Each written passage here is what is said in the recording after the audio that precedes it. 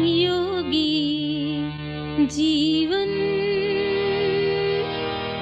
जी कर देखो। ओम शांति। आज बाबा ने बहुत अच्छा मौका दिया है कि अपना एक्सपीरियंस हम सब भाई बहनों के साथ शेयर करें, क्योंकि जब अपना एक्सपीरियंस शेयर करते हैं तो एक तो ख़ुद को खुशी होती है और दूसरा जो भाई बहन इसको सुनते हैं उनको मोटिवेशन मिलता है कि वो भी कैसे योग करें या उनके योग करने की विधि क्या हो सकती है। क्योंकि आप सबको पता है कि बाबा के घर में बहुत सारी योग की विधियाँ हैं और हर एक भाई बहन का योग करने का तरीका अलग है। योग माना याद, लेकिन याद भी कैसे? प्यार से। तो योग माना बाबा को बहुत ही प्यार से याद करना। जैसे लौकिक में हमारा किसी से प्यार होता है, लेकिन हर एक की प्यार करने की विधि अलग-अलग होती है।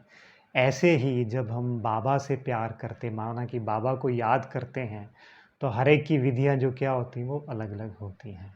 तो आज हम आपके साथ अपना अनुभव शेयर करेंगे कि जब हमने अभी लेसन लेने शुरू ही किए थे, तो जब फर्स्ट टाइम योग में बैठे तो हमें कैसी अनुभूति हुई, बाबा ने हमें कैसे खींच लिया।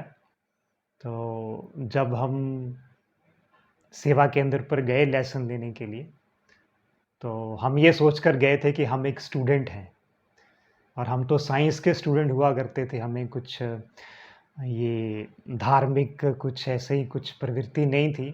साइंस के विद्यार्थी थे। साइंस पर गए तो वहाँ पर हम एज़ ए स्टूडेंट बन के गए थे। ये नहीं बन के गए थे कि हम कोई बहुत बड़े साइंस के विद्यार्थी हैं, बहुत कुछ जानते हैं, सीखने के लिए गए थे।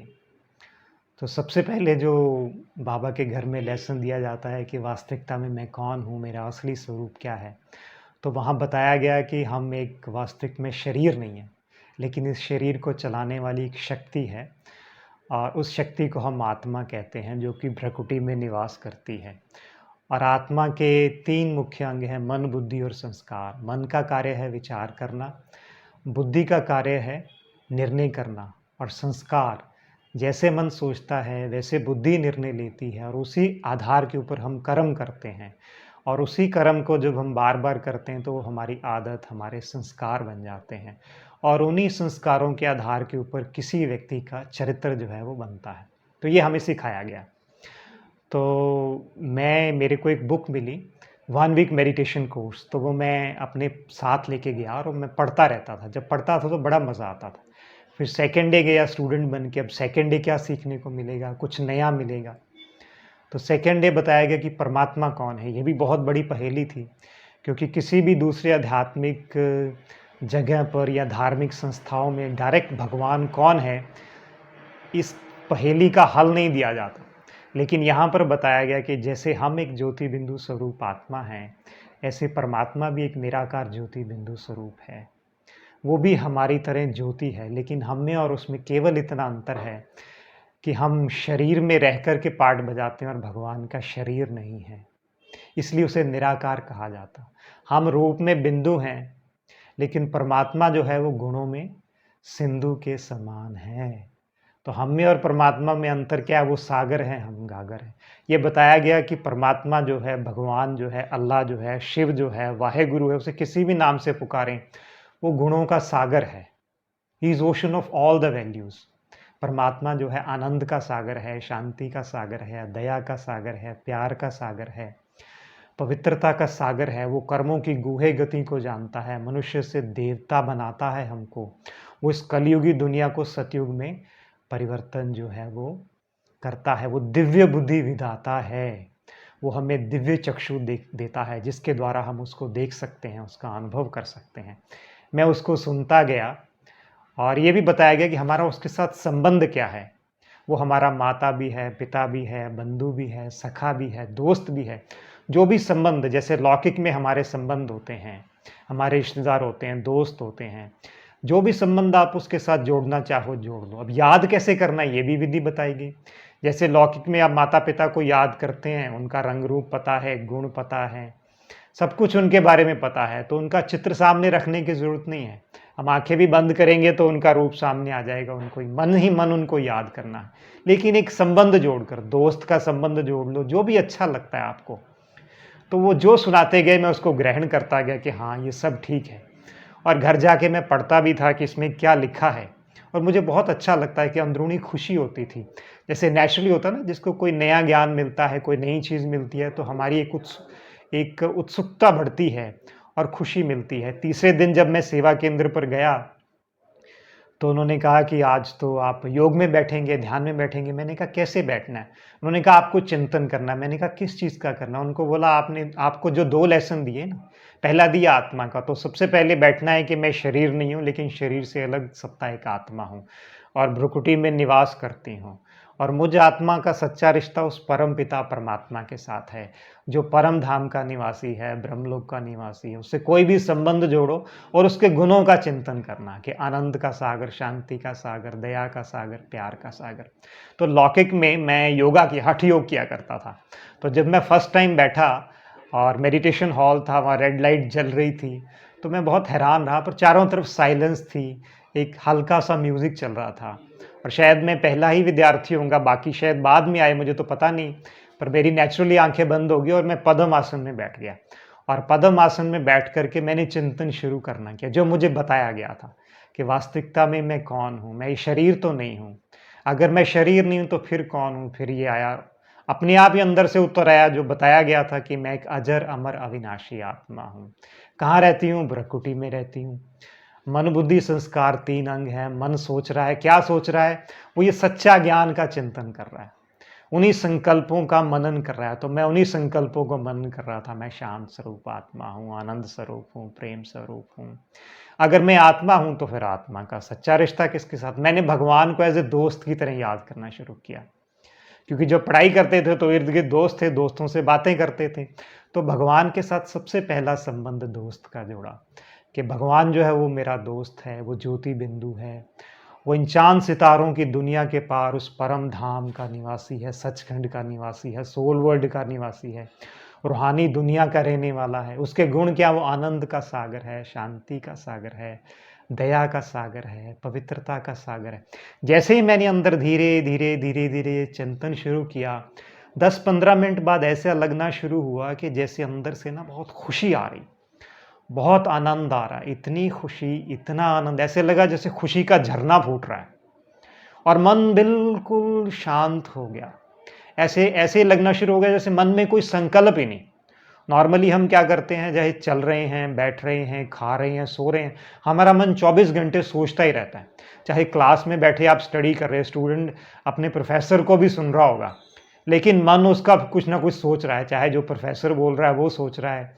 अगर उसका उसकी तरफ ध्यान नहीं है तो घर में क्या हो रहा है, आज उसकी किससे बात हुई, अगर उसको कोई चिंता है तो वो मन में चिंतन चल रहा है। तो लेकिन मैंने ये देखा कि मेरा मन जैसे बिल्कुल ऑलमोस्ट इट स्टॉप्ड, जैसे कहते हैं ना निरसंकल्प हो जाना। दुनिया में हम सुनते थे कि निरसंकल्प, निर्विचार, तो ऐसा लगा कि मन सोच ही कुछ नहीं रहा और अंदर जैसे नेचुरली जैसे होता है ना खुशी, नेचुरल खुशी। अब उस खुशी का कारण क्या? कोई मैंने अपना टॉप नहीं किया था, ये मेरे को बहुत ज़्यादा पैसा नहीं मिला था, मैंने बहुत सुंदर कोई ड्रेस नहीं पहनी थी, कोई कपड़े नहीं पहने, लेकिन नेचुरली अपनी ये जो आत्मा की खुशी है और वो जो परमात्मा का प्यार, निस्वार्थ प्यार मिल रहा था, ऐसे लग रहा था जैसे मन झूम रहा है, अंदर में खुशी के नगाड़े बज रहे हैं और ऐसे लग रहा था परमात्मा का आनंद बरस रहा है, उसकी खुशी बरस रही, उसकी पवित्रता बरस रही है। ये जो हम पवित्रता का शब्द महसूस करते हैं, लेकिन उसकी अनुभूति अब हो रही थी और ऐसा लग रहा था जो पाना सा था सो पा लिया, पाने को कुछ भी नहीं। इसीलिए हम भटक रहे थे, इसीलिए हम भटक रहे। इतनी पढ़ाई की, एमएससी किया यूनिवर्सिटी में जाकर के, एमएड किया, इतने दर-दर धक्के खाए, लेकिन इतना आनंद, इतनी खुशी। मैं अपने कॉलेज का, अपनी यूनिवर्सिटी का बेस्ट एक्टर था, जगह-जगह हम जाकर एक्टिंग करते थे। हमने ज़िंदगी में सारे मज़े किए, सारे आनंद लिए, लेकिन ऐसा आनंद, ऐसा मज़ा, ऐसी खुशी और बिना किसी को खर्च किए अपने अंदर से ही आ रहा है। तो ऐसे लगा मैं ही खुशी हूँ, मैं ही आनंद, और भगवान तो मेरा साथी है। वाह रे! मैं सबसे पहले अपने लिए प्रेज़ मन से निकला। ऐसे लगा I am the luckiest person on this earth, कि मैं इस दुनिया में सबसे खुशनसीब इंसान हूँ। उसके बाद जीवन बदल गया, चरित्र ही बदल गया, आदतें बदल गई, संस्कार बदल गए, ज़िंदगी का खाना-पीना बदल गया, दूसरों को देखने की दृष्टिकोण बदल गया, नेचुरल परिवर्तन हो गया। नेचुरली ही परिवर्तन होंगे। जैसे कहते हैं ना, छोटे बच्चे से कोई चीज़ छुड़ानी हो, है ना? तो उससे छीनना नहीं चाहिए, उसको कोई चीज़ दे दो। जैसे बच्चा मान लीजिए कुछ ब्लेड से खेल रहा है, तो हम कहते हैं ना कि इससे ब्लेड छीनना है, तो आप कहोगे ब्लेड दे दो, तो वो देगा नहीं, लेकिन उसको कोई अच्छी चीज़ दे दो खेलने को, तो वो पकड़ के ब्लेड छोड़ देगा। तो शायद मेरे साथ भी कुछ ऐसा ही हुआ, कुछ ऐसी बुरी आदतें थी, लेकिन वो अपने आप ही क्या हो गई, वो छूट गई। लेकिन बाबा ने, भगवान ने, कहेंगे अब उसके पीछे कारण क्या था कि पहली दफ़ा योग में बैठे, क्योंकि हमने बहुत सारी ऐसी आत्माओं को सुना है, वो कहते हैं कि हमारा तो योग नहीं लगता जब हम फर्स्ट टाइम बैठते हैं तो। तो मैं ये समझता हूँ कि क्या कारण होगा कि हम पहली बार ही बैठे और इतना अच्छा योग लगा और 3 घंटे ऐसे बैठे रहे जैसे ऐसे लग रहा था कि अभी 2 मिनट ही हुए हैं। सामने दादी जी आए, वो लेक्चर कर रहे थे, मुझे लगा आँखें मेरी बंद थी। किसी ने बोला कि जाओ दादी जी बुला रहे हैं, राखी बँधवाओ। तो मुझसे दादी ने पूछा कैसा लग रहा है? मैंने कहा दादी जी बहुत मज़ा आ रहा है, इतना आनंद आ रहा है, इतनी खुशी आ रही कि ज़िंदगी में ऐसी आज तक कभी अनुभूति ही नहीं हुई।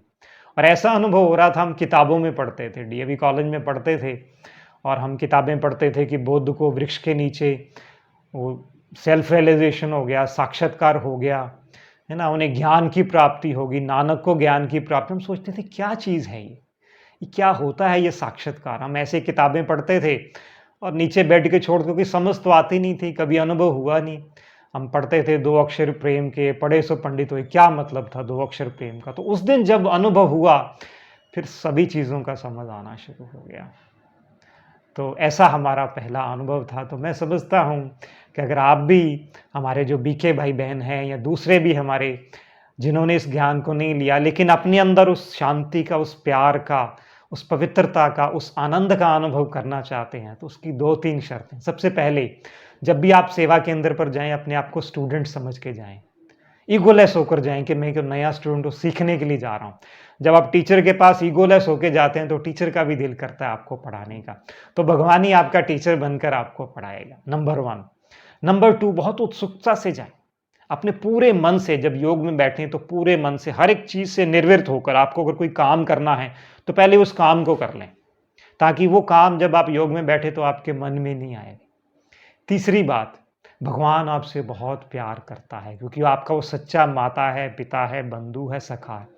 मन में कोई भी किसी तरह का संशय नहीं, भले आपने कितने भी बुरे कर्म किए हों, आपने कुछ भी किया हो, भले ही आप किसी से झगड़ा करके आए हों, लेकिन जब भगवान को याद करेंगे, तो उस प्रेज़ेंट मोमेंट में सच्चे दिल से, पूर्ण समर्पण होके और इस भाव से कि भगवान मुझसे सबसे ज़्यादा प्यार करता है, क्योंकि मैं तो उसका बच्चा हूँ ना।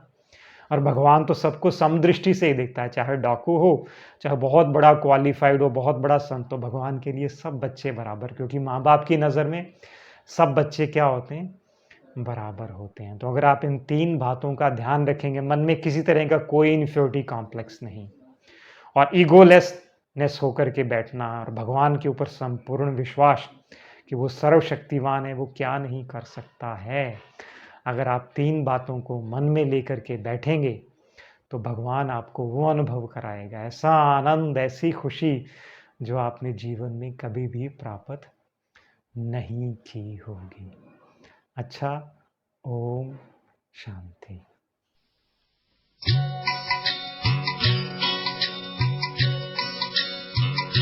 तो सतयुग आया कि